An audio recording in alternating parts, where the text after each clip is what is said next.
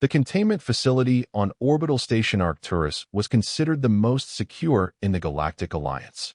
It housed the most dangerous beings in the known universe. Terrorists were criminals and creatures of unfathomable power. But none were as feared as the being in Cell Block D, Containment Unit 7. The Dragon. Security Chief Vexer strode through the gleaming corridors, his four-legged gait echoing against the polished metal floors. His species, the Rescari, were known for their calm in crisis situations, which made them excellent security personnel. Today, however, even his stoic demeanor was tested. Status report, he demanded as he approached the monitoring station outside Cell Block D. The technician, a nervous Trillian with pale blue skin, looked up from his holographic display. Sir, the subject's rage levels are spiking again. This is the third time this cycle. The psionic dampeners are struggling to contain the emotional output. Vexer's secondary eyelids flicked across his vision, a sign of concern among his kind. Increase the dampening field by 15%. Sir, we're already at 85% capacity. The engineers say pushing it further could destabilize the entire grid for this sector. Vexer leaned forward, examining the readouts for himself. The dragon's vital signs were extraordinary. Heartbeat rapid but strong, neural activity off the charts, body temperature hot enough to melt standard containment materials. The being wasn't just powerful, it was a force of nature imprisoned in flesh and scales. How long has it been since the last feeding? Vexer asked. 16 hours, sir. No one wants to approach the cell. The last attendant nearly lost an arm when the force field flickered for half a second. Vexer suppressed a shudder. When the dragon had first been brought to the station 3 months ago, it had been sedated, wrapped in energy-dampening chains, and escorted by a fleet of military ships. The Alliance Council had debated for weeks whether to execute it immediately or study it first. In the end, scientific curiosity had won out over caution. The scientists now refused to enter the observation chamber. Call for a drone feeding, Vexer ordered, and double-check the force field generators. If that thing gets loose. An alarm blared through the corridor, cutting him off. Red emergency lights pulsed along the walls. What now? Vexer snapped. The technician's fingers flew across the holographic interface. Sir, unauthorized access at Docking Bay 12. A civilian transport has bypassed security protocols and forced an emergency docking procedure. Lock down the station. Full security response to Docking Bay 12. Vexer was already moving, his clawed feet clicking rapidly against the floor. And increased surveillance on Cell Block D. The last thing we need is someone trying to break that monster out. Little did he know, that was exactly what was happening, just not in the way anyone could have predicted. Across the station, in Docking Bay 12, chaos reigned. Security drones converged on the unauthorized transport, a battered human vessel that had clearly seen better days. The ship's hull bore the markings of a civilian mining operation, though several modifications suggested it was used for more than just extracting resources from asteroids. As the security forces established a perimeter, the ship's airlock hissed open. Weapons ready, barked Lieutenant Krex, a burly Vicalian whose leathery skin rippled with tension. From the ship emerged not the hardened criminals or terrorists they expected, but a human woman. She stepped onto the deck with her hands raised, her expression a mixture of determination and fear. Behind her, partially hidden, was a small human child, a girl no more than 6 standard years old. Please, the woman called out. We're not armed. We need to speak with whoever's in charge of this station. It's urgent. Lieutenant Krex was unmoved. You violated at least 7 security protocols by forcing that docking. Give me one reason why I shouldn't have you both placed in detention immediately. The woman swallowed hard. Because we're here about the dragon. A ripple of unease passed through the security team. The dragon's presence on the station was classified information, known only to high-ranking personnel and those directly involved in its containment.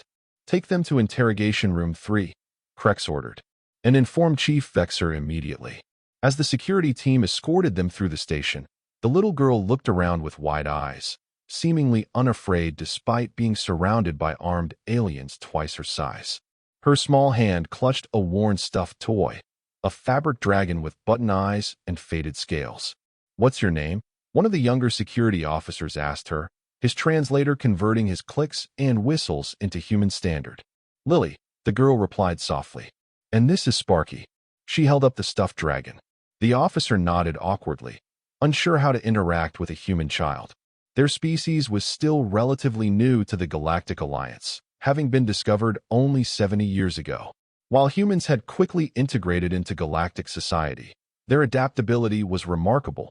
They remained something of an enigma to many species.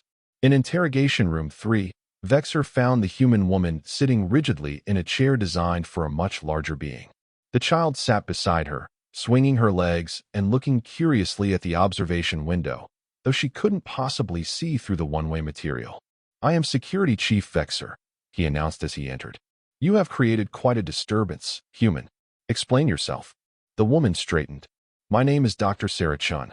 I'm a xenobiologist specializing in energy-based life forms. This is my daughter, Lily." She took a deep breath. "We're here about Kellerax."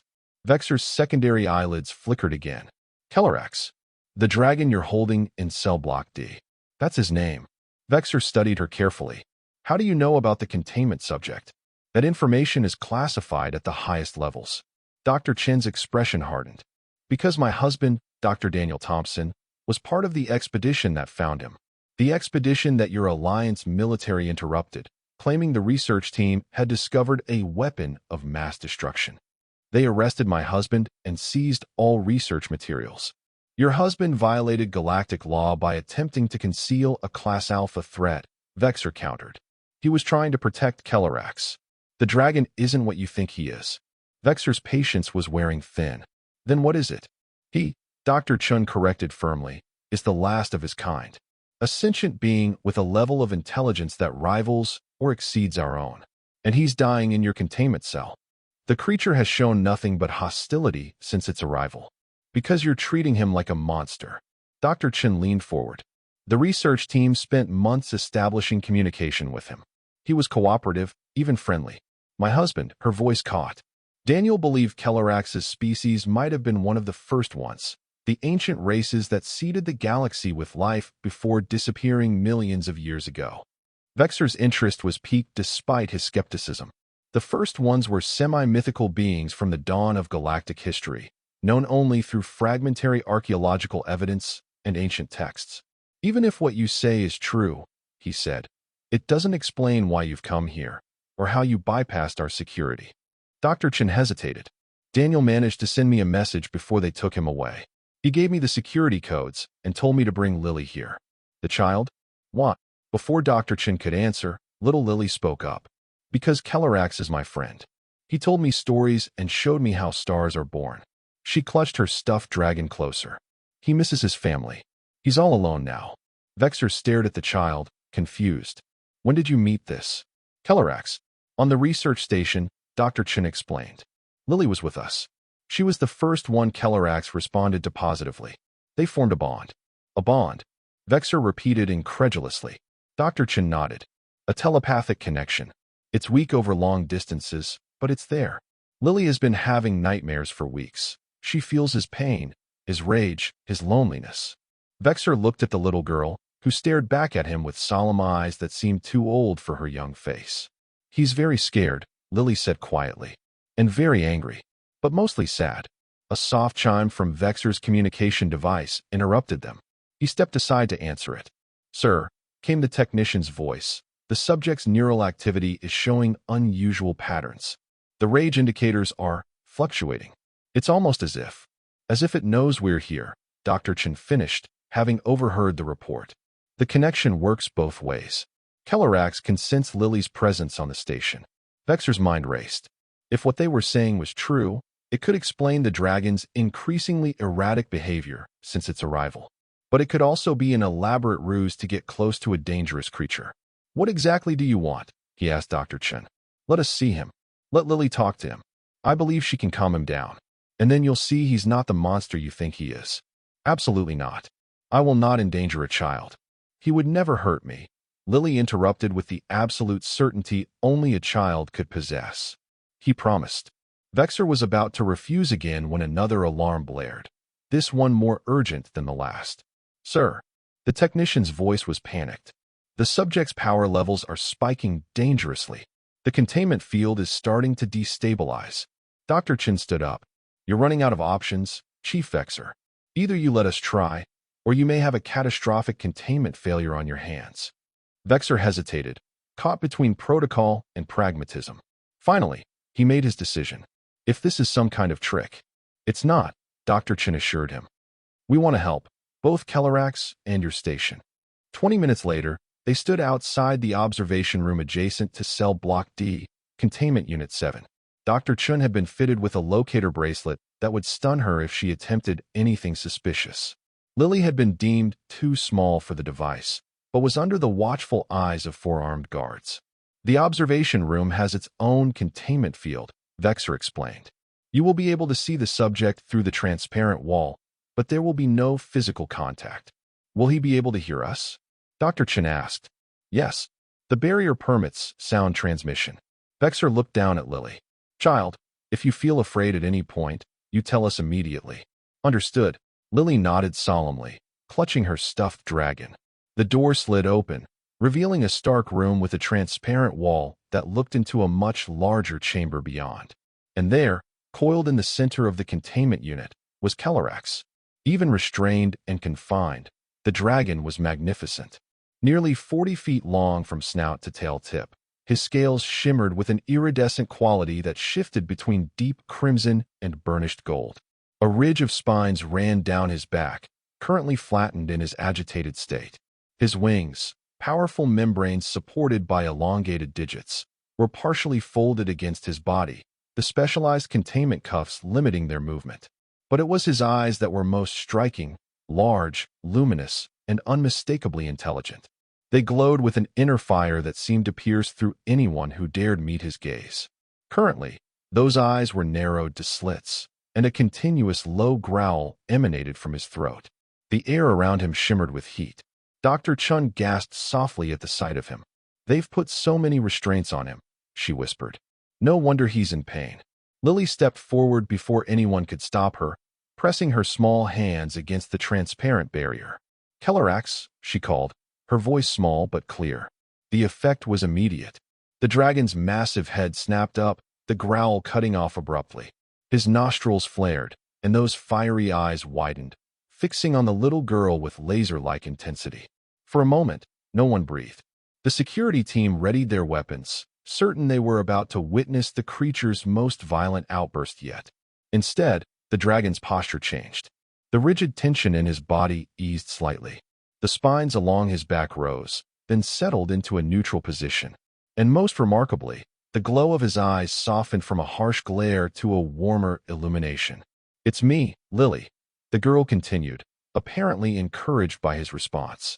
Do you remember me? We used to play riddle games. And you showed me how to make fire pictures in the air. The dragon shifted, moving as close to the barrier as his restraints would allow.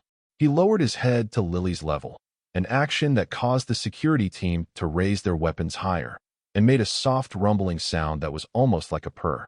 I brought Sparky. Lily held up her stuffed toy. See? I kept him safe, just like I promised. Kellorax's gaze shifted to the toy, then back to Lily. He made another sound. This one more complex, a series of rumbles and clicks. Yes, I missed you too, Lily replied, as if she had understood perfectly. Vexer watched in astonishment. The dragon's vital signs on the monitoring equipment had stabilized. The rage indicators had dropped to their lowest levels since his arrival on the station. The telepathic connection, Dr. Chen whispered. They're communicating. Lily turned to look at Vexer and the security team. He wants to know why they've hurt him. He says he didn't do anything wrong. Vexer stepped forward cautiously. The subject, Kellorax, destroyed a military vessel that approached the research station. 3 Alliance soldiers died. Lily listened for a moment, her head tilted as if hearing something only she could perceive. Then she frowned. He says they fired first. They hurt the scientists who were his friends. He was protecting everyone. Dr. Chen's eyes widened. The official report said nothing about the military firing first. The official report is classified, Vexer said stiffly, though a flicker of doubt had entered his mind. Lily was still communing with the dragon. Her expression grew sad. He's been so lonely. He says it's like when he lost his family all over again. She looked up at her mother, then back at Kellorax. Can I tell him about Dad? Dr. Chen nodded, her eyes glistening with unshed tears. Lily turned back to the barrier. They took my dad away too. Mom says they think he did something wrong, but he didn't. He was just trying to help you. She pressed her forehead against the transparent wall. I wish you could help us find him.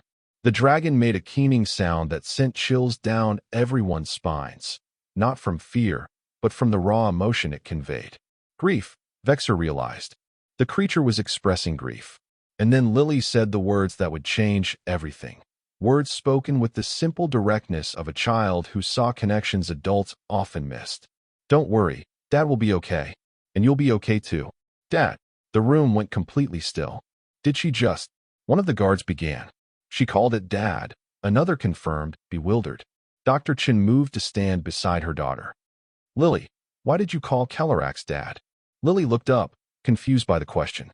Because that's what he is. Not my real dad, but like a dad. He protects me and teaches me things and makes sure I'm safe. That's what dads do, right? From behind the barrier, Calarax made a sound unlike any they had heard before, something between a purr and a song, vibrating with harmonics that seemed to resonate with the very air. And in that moment, witnessing the connection between the small human child and the ancient dragon, Vexor began to understand that perhaps they had all gravely misunderstood who they were dealing with. The security chief activated his communicator. This is Vexor. I want all available information on the incident at Research Station Epsilon, and I want to speak directly to whoever ordered the military intervention. It was time to uncover the truth before it was too late for everyone involved. The next 12 hours on orbital station Arcturus were a flurry of activity. Vexor had sequestered himself in the command center, engaged in tense communications with Alliance headquarters. Dr. Chun had been granted temporary quarters with Lily, though they remained under guard. And Calarax, for the first time since his arrival, was calm. His vital signs have stabilized, reported the medical officer, a slender Medusan whose tendrilled head swayed gently as she studied the readouts. Brain activity remains high, but the patterns suggest cognition rather than aggression. Remarkable, really. Vexor nodded absently, his attention divided between the reports before him and the secure communication channel where a senior Alliance official droned on about protocols and classified information. Cannot simply take the word of a child and a civilian scientist over official military reports, the official, Admiral Torval, was saying. His jowled face filled the screen, expression stern beneath his ornate head crest. The dragon creature is classified as a Level 5 biological weapon under Statute 27B of the... With all due respect, Admiral, Vexor interrupted, the evidence suggests we may have made a serious error in judgment. The creature, Calarax, has demonstrated clear signs of sapience and communication. Through an unverified telepathic link with a human child, Torval scoffed. Hardly conclusive. Then allow me to bring in specialized telepathic evaluators. The Vinlii have empaths who could. Denied. The creature remains under military jurisdiction. Your job is containment, Chief Vexor, not reclassification. Vexor's patience, already stretched thin, finally snapped. Then perhaps you can explain why the official report failed to mention that Alliance forces fired first at Research Station Epsilon, or why Dr. Daniel Thompson and his team were arrested rather than debriefed, or why all research data was classified instead of analyzed. Admiral Torval's face darkened. You are overstepping, Chief Vexor. No, sir. I believe I am finally stepping where I should have from the beginning, toward the truth. The Admiral's expression hardened. This conversation is over. You will maintain containment protocols until a military transport arrives to relocate the specimen. Estimated arrival, 18 hours. The screen went dark before Vexor could respond. The security chief sat back, his secondary eyelids flicking rapidly in agitation. Something wasn't right. The military's urgency, the classified reports, the suppression of scientific data, it all pointed to a larger agenda than mere security concerns. He activated the internal communication system. Dr. Chun to the command center, please. When Sarah Chen arrived, she found Vexor surrounded by holographic displays showing schematics of the station, security protocols, and what appeared to be fragments of classified documents. I need to know everything, he said without preamble. Everything about Calarax, the research station, and what really happened when the military arrived. Dr. Chen studied him, cautious hope in her eyes. Does this mean you believe us? It means I believe there's more to this situation than I've been told. Start at the beginning. She took a deep breath. 3 years ago, a deep space survey vessel detected an anomalous energy signature in the Cygnus Reach, a remote sector beyond Alliance territory. The signature didn't match any known phenomenon, natural or artificial. Vexer nodded. The Cygnus expedition. I remember the reports, 17 ships, over 200 scientists and support personnel. The largest scientific undertaking in decades, Dr. Chen confirmed. My husband and I were assigned to the xenobiology team. We brought Lily with us. Many families did, since the mission was expected to last years. She closed her eyes briefly, remembering. When we arrived at the source of the energy signature, we found ruins. A massive structure of unknown origin, partially phased into subspace. The architecture was unlike anything ever documented. It seemed to bend and flow in ways that shouldn't be physically possible. The first ones, Vexer murmured. That was Daniel's theory, yes. The dating techniques put the ruins at over 15 million years old. She leaned forward. And in the center of the ruins, we found stasis chambers. Thousands of them, all empty, except one. Kellerax. Dr. Chen nodded. He was in some form of suspended animation. When we activated the revival sequence, accidentally, I should add, while studying the controls, he emerged. And he was immediately hostile? Vexer asked. No, that's what everyone gets wrong. He was disoriented, certainly. Confused, but not aggressive. Her eyes shone with the memory. He was magnificent. And when he realized we weren't enemies, he began to communicate, first through empathic projections, then through a form of telepathy. With Lily. With several of the telepathically sensitive researchers at first. But yes, his strongest connection was with Lily. Children's minds are more adaptive, more open. And she was fearless, walked right up to him when everyone else was still maintaining a safety perimeter. Vexer tried to imagine the scene. A small human child approaching a creature of myth and legend, one that could reduce her to ash with a single breath. The courage of it was staggering. What did you learn from him? Sarah's expression grew distant. So much, yet barely scratching the surface. His species, he called them the Valarax, were ancient when the first amphibians crawled onto land on Earth. They were energy manipulators, capable of harnessing the fundamental forces of the universe. They traveled between stars before most species had invented the wheel. A civilization that advanced should have left more evidence of their existence, Vexer noted. That's just it. They weren't builders in the conventional sense. Their technology was organic, symbiotic. It lived and eventually died with them. She paused. Kellerax is the last. The final guardian of his species' legacy. Guardian of what? Knowledge, history, and something more, something he called the kindling. Daniel believed it was some kind of technology or energy source. She shook her head.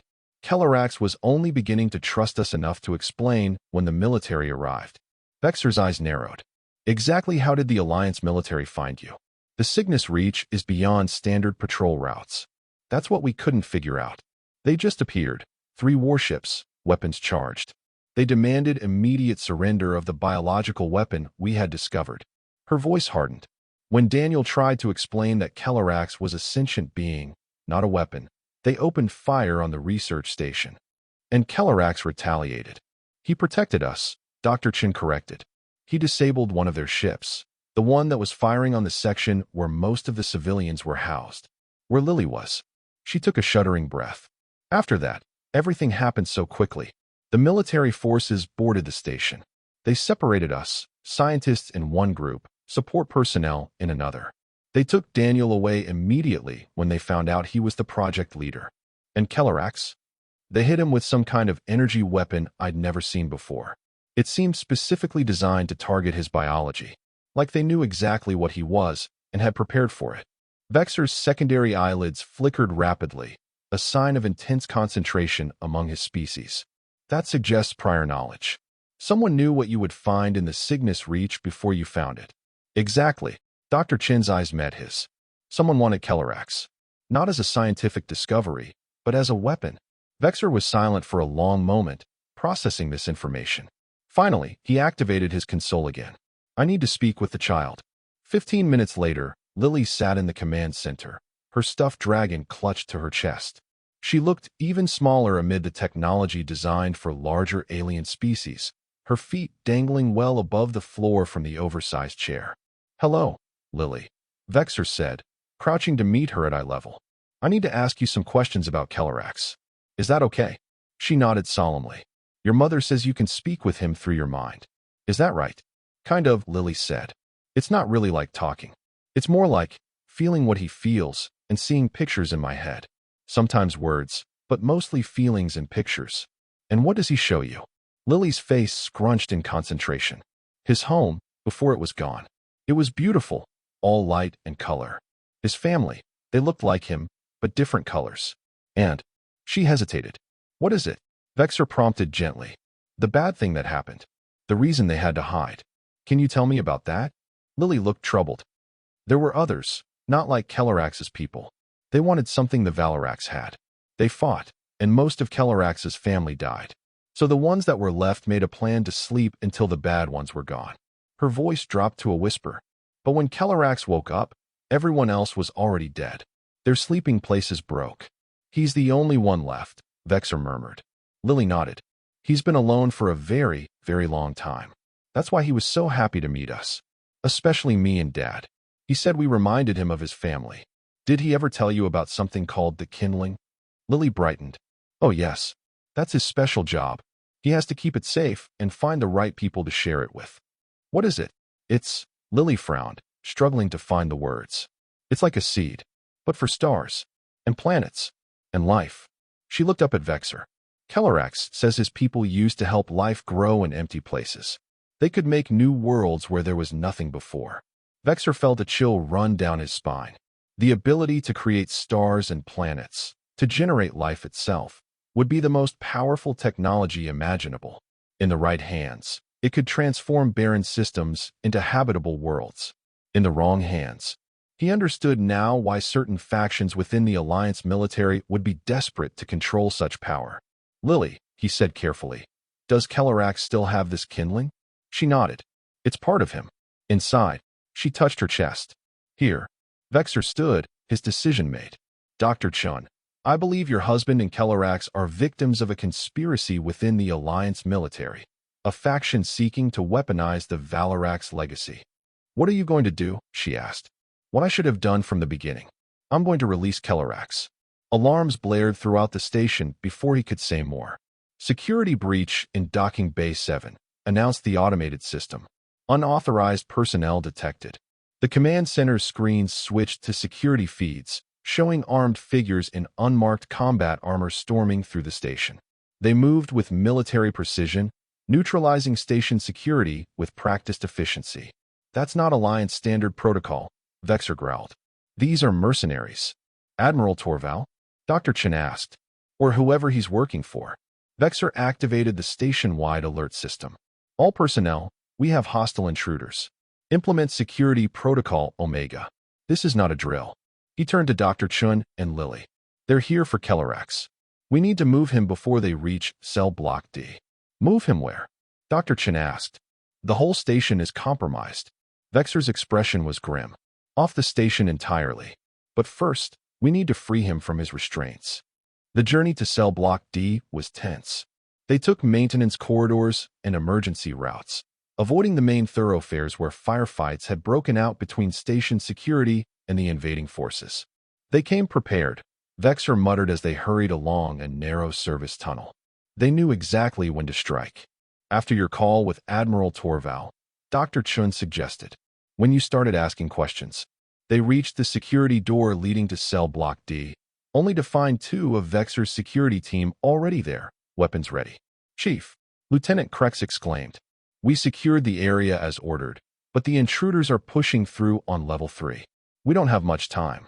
"Then we'll have to work quickly," Vexor said.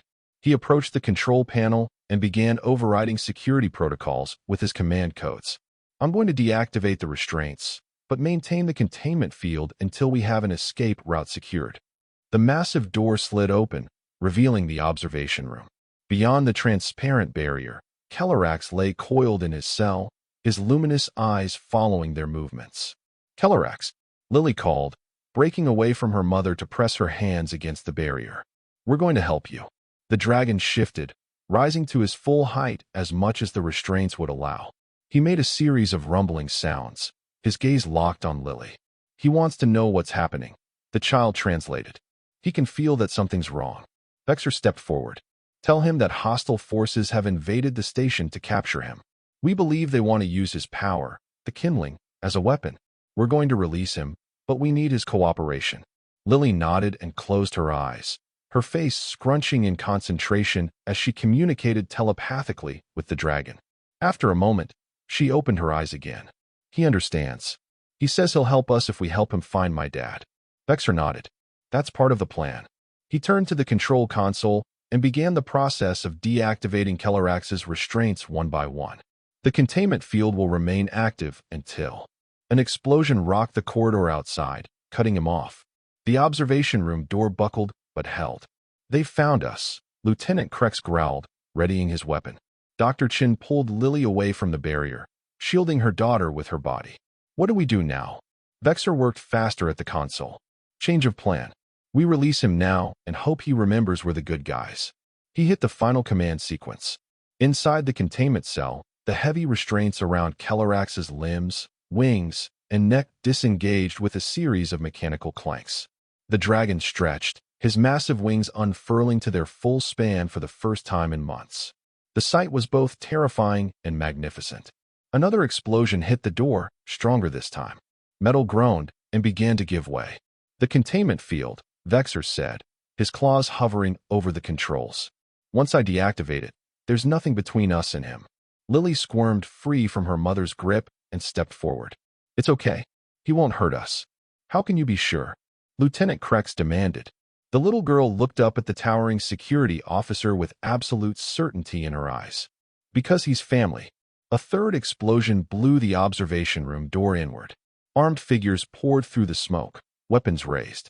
Now, Vexor shouted, slamming his hand down on the control panel. The containment field shimmered and vanished.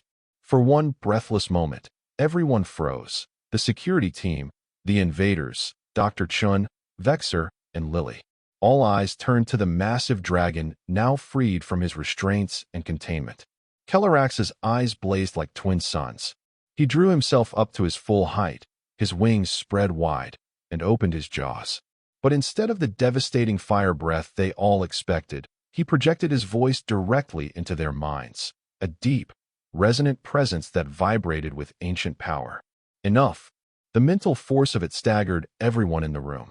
Several of the armed intruders dropped to their knees, weapons clattering to the floor as they clutched their heads in pain. Kelarax stepped through the now open barrier, his massive form seeming to fill the observation room. His gaze swept over the scene, lingering on the armed intruders. You sought to cage me, his mental voice continued, addressing the invaders. To use me. To pervert the kindling into a weapon of destruction. The temperature in the room rose dramatically as his anger flared. That I cannot allow. One of the intruders, apparently their leader, recovered enough to raise his weapon. Stand down, asset. You are property of Special Projects Division. Kelarax's response was a contemptuous flick of his tail that sent the man crashing into the wall with bone-crushing force. The other intruders opened fire, energy weapons specifically calibrated to affect Kelarax's biology. The dragon roared in pain but stood his ground, shielding Lily and the others with his massive body. Run, he projected to Vexor and the others. To the docking bay. I will follow. Lieutenant Krex and his security partner laid down covering fire as Dr. Chin scooped up Lily and dashed for the exit. Vexor followed, throwing a last glance over his shoulder at the magnificent creature fighting against overwhelming odds. Kelarax's scales glowed with inner fire as he finally unleashed his breath weapon, not simple flame, but a concentrated beam of energy that cut through the invaders' ranks like a surgical laser. The dragon moved with surprising grace despite his size, his tail and wings as much weapons as his claws and teeth. Through the station they ran, the sounds of battle echoing behind them. Occasionally they encountered pockets of resistance, more of the unmarked mercenaries, but Vexor and Krex dispatched them efficiently. Docking Bay 9, Vexor decided as they reached an intersection. It's the furthest from the main fighting. There should be evacuation shuttles there. They had almost reached their destination when they rounded a corner and came face to face with Admiral Torval himself, flanked by 4 heavily armed guards. "Chief Vexer," the Admiral said coldly. "I'm disappointed, but not surprised to find you aiding the enemy." "The only enemy here is you, Admiral," Vexer replied, his weapon trained on the Alliance official. "Conspiring to weaponize an ancient life form, violating at least 7 Alliance charters in the process." Torval smiled thinly. "All legally authorized under Special Projects Division protocols. The dragon creature will serve the Alliance, whether it wishes to or not." His gaze shifted to Lily, as will the child. Her telepathic connection makes her equally valuable. Dr. Chen pulled Lily closer, her expression fierce. "You'll never touch my daughter. Your cooperation is not required, Dr. Chen," Torval said dismissively. He nodded to his guards. "Take them." Before the guards could move, a thunderous roar shook the corridor. The bulkhead behind Torval and his men buckled, then tore open as if made of paper. Kellerax forced his massive body through the opening, his scales glowing white-hot with rage. "You will not have her," his mental voice boomed, the force of it causing Torval and his men to stagger. The Admiral recovered quickly, drawing a small device from his uniform. "Asset Kellerax, authorization code Omega-73. Initiate shutdown sequence." Kellerax faltered, his massive body shuddering as the device emitted a high-frequency pulse designed to disrupt his neural pathways. He growled, fighting against the effect. "Kellerax!" Lily cried, breaking free from her mother's grasp. Before anyone could stop her, she ran to the dragon's side, placing her small hand on his foreleg. "Fight it. Remember who you are." The dragon's eyes, dimming under the influence of the control device, fixed on the small human child. Something flickered in their depths: recognition, resolve, defiance. With a monumental effort, Kellerax shook off the effects of the control device. His eyes blazed anew, and he reared back, drawing in a deep breath. "No!" Torval shouted, realizing his weapon had failed. "Fire! Kill them all if you have to." The guards raised their weapons, but they were too late. Kellerax's breath weapon lashed out, not at the Admiral or his men, but at the ceiling above them. The concentrated energy sliced through metal and circuitry, bringing down a cascade of debris that separated Torval's group from Vexer and the others. "Go," Kellerax projected. "I will deal with them." They ran the final distance to Docking Bay 9, where an evacuation shuttle waited. Lieutenant Krex quickly prepped it for launch, while Vexer secured the bay doors against pursuers. "What about Kellerax?" Lily asked, her small face etched with worry. As if in answer, a section of the docking bay wall tore open, and the dragon forced his way through, his massive body barely fitting into the cavernous space. "We must leave quickly," he projected, his mental voice strained. "Torval has activated the station's self-destruct sequence. Can you fit in the shuttle?" Dr. Chen asked, eyeing the relatively small evacuation craft. Kellerax shook his massive head. "I do not need a vessel. I can survive in the void briefly." His gaze turned to Vexer. "But we must first recover Daniel Thompson. He is being held on a research vessel in orbit around Terith 4. Vexer nodded. "The shuttle's navigation system can get us there in 3 jumps." "I will follow," Kellerax projected. His mental voice softened as he addressed Lily. "Little one, I must leave the station my own way. Wait for me among the stars." Lily nodded solemnly. "Promise you'll find us?" "I promise, little spark." The affectionate term resonated with emotion in their minds. As they boarded the shuttle, alarms blared throughout the station, warning of imminent self-destruction. Kellerax moved to the massive airlock doors of the docking bay. "Manual override required for emergency decompression," the station's computer announced. Vexer worked the shuttle's controls. "We're ready for launch." "Kellerax, can you?" The dragon didn't wait for him to finish. With a swipe of his massive claws, he tore through the airlock controls. Warning lights flashed, and the massive outer doors began to open. The vacuum of space beckoned beyond. With a powerful leap, Kellerax launched himself through the widening gap, his wings spreading to catch the solar winds. Behind him, the atmosphere of the docking bay rushed out, propelling the shuttle forward as well. Lieutenant Krex engaged the engines just in time to turn the uncontrolled decompression into directed thrust. The shuttle shot away from the station, accelerating rapidly. Through the viewport, they watched as orbital station Arcturus grew smaller behind them.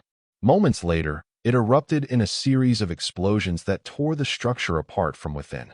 Torval, Dr. Chen asked. If he made it to an escape pod, we'll deal with him later, Vexer said grimly. For now, we need to focus on finding your husband. And then what? She asked. We'll be fugitives from the Alliance.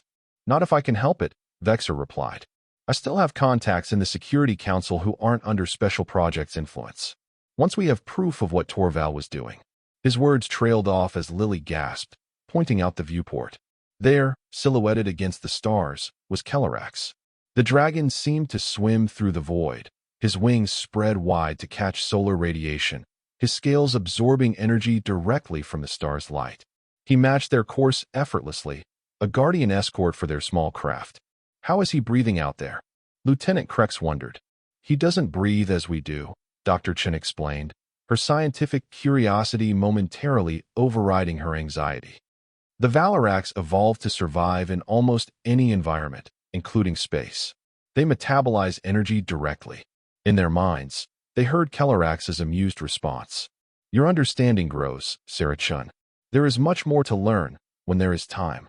2 days and 3 interstellar jumps later, they approached Terith 4, a small, unremarkable planet that housed a supposedly decommissioned Alliance research facility.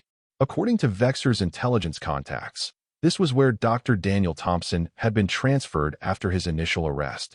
Minimal security, Vexer noted as they scanned the facility from orbit. They weren't expecting company. The rescue operation was surprisingly straightforward. With Kellerax providing a rather impressive distraction, few security protocols accounted for an angry dragon descending from orbit. Vexer and Lieutenant Krex infiltrated the facility and located Dr. Thompson in a secure wing. When they brought him back to the shuttle, the reunion between Daniel, Sarah, and Lily brought tears to everyone's eyes. Even the stoic Lieutenant Krex seemed moved. But it was the meeting between Daniel Thompson and Kellerax, now perched on the surface of Terith IV's small moon, that truly demonstrated the bond that had formed between humans and the ancient dragon. Old friend, Daniel projected, having developed a limited telepathic connection during their months of research together. I knew you would find a way. It was your daughter who found me first, Kellerax responded, his mental voice warm with affection. She never gave up on either of us. Lily beamed, standing between her parents and looking up at the magnificent creature who had become part of their family. I told you we'd find Dad. So you did, little Spark. The dragon lowered his massive head to gently nuzzle the child. So you did. 3 months later, on a remote world far from Alliance space, a new research outpost had been established. Built with Kellerax's guidance and staffed by scientists handpicked by Daniel and Sarachan Thompson, it was dedicated to studying and preserving the legacy of the Valarax. The evidence Vexer had gathered against Admiral Torval and the Special Projects Division had created a political firestorm within the Alliance. A full investigation was underway, with several high-ranking officials already removed from power.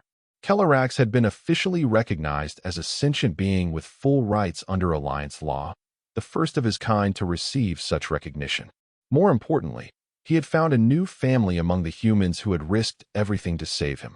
On a hill overlooking the research outpost, Lily sat beside the dragon, watching the twin suns of this system sink toward the horizon. Her parents worked in the main facility below, while Vexer, now assigned as diplomatic liaison to Kellerax, discussed security protocols with the outpost staff. Will you show me how to make fire pictures again? Lily asked, leaning comfortably against Kellerax's warm scales. The dragon rumbled with amusement. Of course, little Spark. He exhaled gently, and the air before them shimmered with heat that coalesced into glowing patterns. Images of stars being born, planets forming, life evolving. One day, he projected softly. When you are ready, I will teach you more about the kindling. Your species has potential I have not seen since my own people walked among the stars. Lily nodded solemnly, understanding the responsibility even at her young age. And you'll stay with us? With me? For as long as you need me, the dragon promised, curling his tail protectively around the small human child who had seen past his rage to the grief beneath, who had approached his cell when no one else dared, who had called him Dad and meant it. In the gathering dusk, dragon and child sat together, two beings separated by millions of years of evolution, but united by something stronger. A bond that transcended species, that defied expectation, that promised a future where ancient wisdom and human potential might together kindle new stars. And that was the end of the story. If you listened all the way to here, don't forget to leave feedback about what you thought of the story in the comments, whether positive or negative. Your feedback helps us improve. Also, leave your like and subscribe to the channel for more stories like this one. And I'll leave here on the screen another video that I'm sure you'll like. Big hug, and see you in the next story.